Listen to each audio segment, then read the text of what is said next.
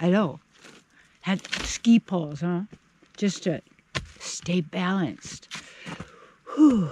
Breathe into your heart. Out of your mind. Get to right where you are. If you want to stop suffering, stop thinking about it. Yeah, but if I don't think about it, I can't solve it. Thinking makes it get worse. I know. The divine way to solve problems. Isn't that a great topic? The divine way to solve problems. I feel so fortunate that in some of my earliest spiritual teachings, with a teacher in that formal way, she was actually really teaching me some of the ways that divine magic operates. I don't mean magic of illusion, a Harry Potter kind of the magician in Vegas. No, because there's no magic in that, or any what they would say. It's a, what would you call it? A perversion of, because it's a forceful illusion, mind kind of a thing, where divine magic is natural. Women tend to know this. Up here at Shasta, yard sales are fun. It's kind of a social event. You get to know people, see where people live, visit, communicate. It's really fun.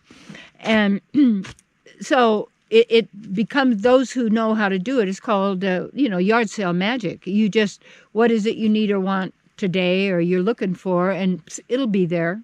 And it's in there in this magical way that you just happen to go there and you didn't know that, or you look behind this or that, and it presents itself. And life, we are life. So our nature is to, as an avenue of manifestation and creation, that what happens is that instead of trusting on the inner guidance, is that so many people trust to maybe a teaching, or they trust to a principle or a particular religion, what it says you can do or you can't do in the rules and regulations, all of that.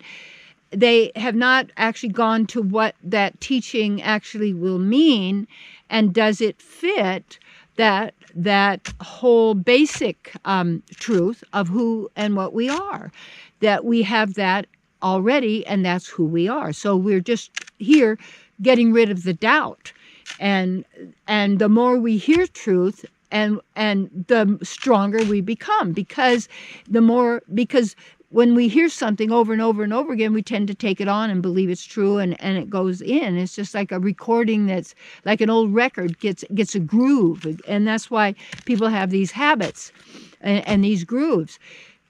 And the habit is always to try and think and analyze and figure out how you're going to solve a problem. And the person always going to use material. They're going to use what they've learned. So they go to like business school, MIT. I'm going to become a master of marketing, and they're really easy. I took a marketing class. What even? Big deal. Or you're going to get a big degree in business management. It's really, no. You have a product or a service. You offer it, and then they give you whatever it is you've agreed upon is it's worth for them, and they give you whatever money, goods, and services you have, and that's all you do. That's all you do. That's it. But anyway, you got to make it big. Because what? It's got to be big business. It's got to be huge business. It's got to be complex. Because if it isn't, and that destroys everything. Okay, so it makes you believe that you don't know how to do stuff, and it's really, really simple. So the key then for all of us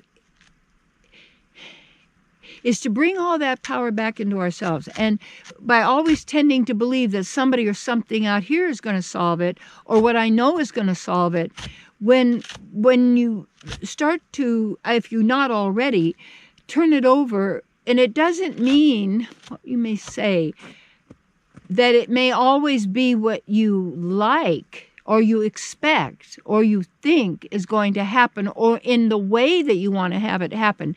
And some of the earliest teachings I got in metaphysics to really understand how to apply these teachings and affect me is that you don't outline. If you're going to then do your treatment, your prayer, and you'll get to a point where you don't need to ask because it's already you tune in there. But as you're on your path to do these you take different steps, is that you would say it is that you would turn it over to have a loving relationship with your children. And if you're really willing to do that, and you say, yes, I'm really willing to do that, that I can actually really be able to have maybe another chance to be a mother or another chance to be a father or to actually do what it is now. And then if it's not with them, it's that I know how to do that with others and to empower them. Instead of living, I shoulda, coulda, or woulda, or I didn't, and I'm bad, and I should be punished and all. Stop. You can't, this is endless. That's the mind. And then trying to solve the problem or feel better by the better thought or a better concept or something happening. So when you use divine magic, you trust the divine to solve your problem. You realize that it's a problem because it wasn't divine in the beginning. We say, well, we have to have problems because we wouldn't learn or grow. You're already there. You say, please. And so when you know that, you're using your power, you're a natural manifester, it's coming through you, that when you say, okay, at night you go to bed, you say, I'll turn over this relationship. I'll turn over because I really intend that. I really would like that, whatever it may be. And then it doesn't mean you change yourself to fit the children loving you, is that you be who you are. And yet because you are there in each moment now, when you're in relationship, you're not operating from your mind. And then you'll know the right thing to say and what to do in every situation because you turned it over to the divine.